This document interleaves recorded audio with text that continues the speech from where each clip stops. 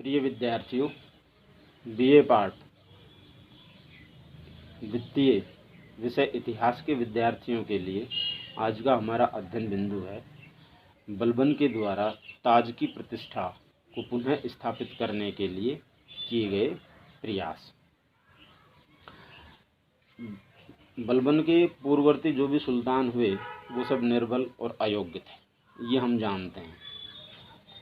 इल्तुतमिश को यदि हम छोड़ दें तो इल्तुतमिश और बलबन के बीच में जितने भी सुल्तान हुए उनमें से अधिकांश जो थे वो अयोग्य थे।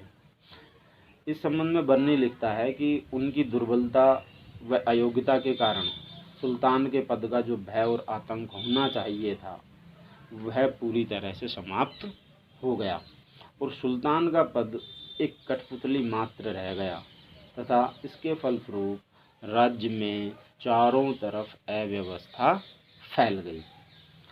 अतः बलबन के लिए यह आवश्यक था कि यदि वह सफलतापूर्वक शासन करना चाहता है तो सुल्तान के पद की शक्ति और प्रतिष्ठा को पुनः स्थापित करे।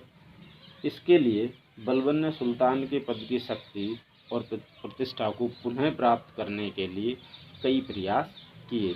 बलबन के इन प्रयासों को हम निम्न प्रकार से देख सकते हैं। पहला जो प्रयास पहला काम जो बलबन ने किया वह था कि बलबन ने ये घोषित किया कि जो सुल्तान का पद है या जो सुल्तान है वो जिल्ले अल्लाह अर्थात ईश्वर का प्रतिनिधि है और जिल्ले अल्लाह अर्थात ईश्वर का प्रतिबिंब है तथा नियाबते खुदाई अर्थात ईश्वर का प्रतिनिधि है पृथ्वी पर। अतः सुल्तान ईश्वर की विशेष कृपा का भंडार होता है और वह अपने सब कार्यों के लिए निरंतर ईश्वर द्वारा ही निर्देशित होता है। बलबन का मानना था कि सुल्तान का जो पद है वो राज्य में पैगंबर के बाद होता है और बलबन के द्वारा ऐसा घोषित करने के पीछे उसका जो मुख्य उद्देश्य था वो तुर्की अमीरों को ये बता देना था कि सुल्तान का जो पद है उसमें उनसे बहुत बड़ा है और वे सुल्तान निर्माता नहीं हैं। सुल्तान के पद पर नियुक्ति बलबन के अनुसार उसी व्यक्ति की होती है जिसे ईश्वर चाहता है।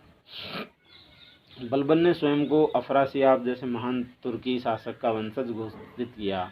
ऐसा बलबन ने अपनी निम्न स्थिति को छिपाने के लिए किया था, क्योंकि बलबन का ये मानना था कि सुल्तान और सुल्तान के अधिकारी उच्च वंशीय ही होने चाहिए, तो उसने इसीलिए खुद को अफरासियाब का वंशज घोषित करवाया। यद्यपि सुल्तान बनने से पूर्व बलबन जो था वो अमीर वर्ग के साथ शराब की दावतों में शामिल होता रहता था, उनके साथ हंसी मजाक भी करता था, किंतु सुल्तान बनने के बाद उसने शराब की दावतों में शामिल होना और अमीरों के साथ हंसी मजाक करना बंद कर दिया और एक एकाकी जीवन व्यतीत करना उसने प्रारंभ किया तथा सामान्य लोगों से मिलना जुलना बिल्कुल बंद कर दिया।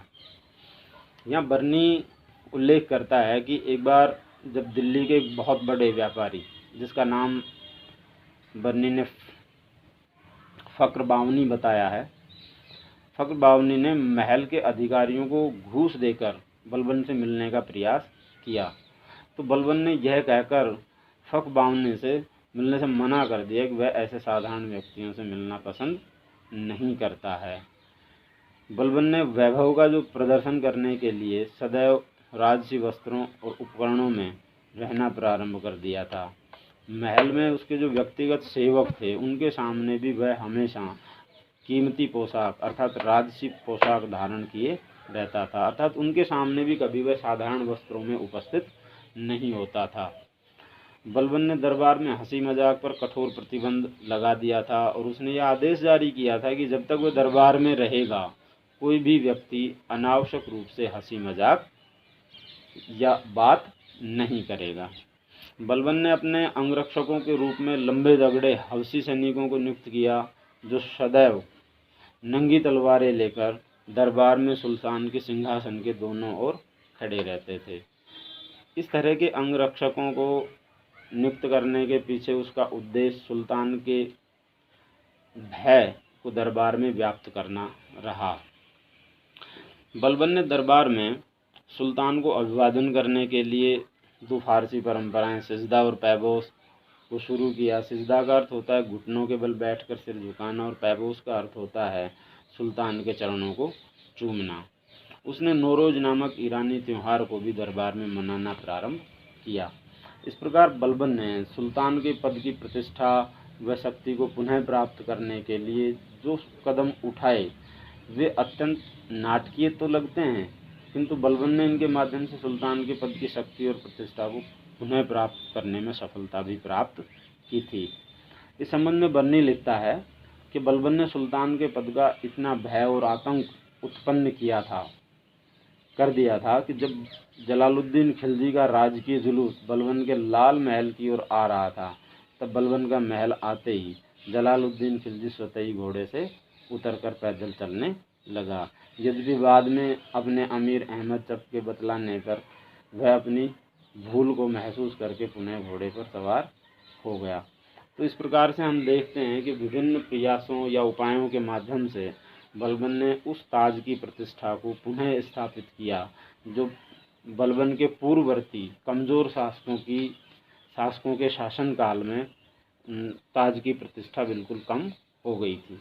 धन्यवाद।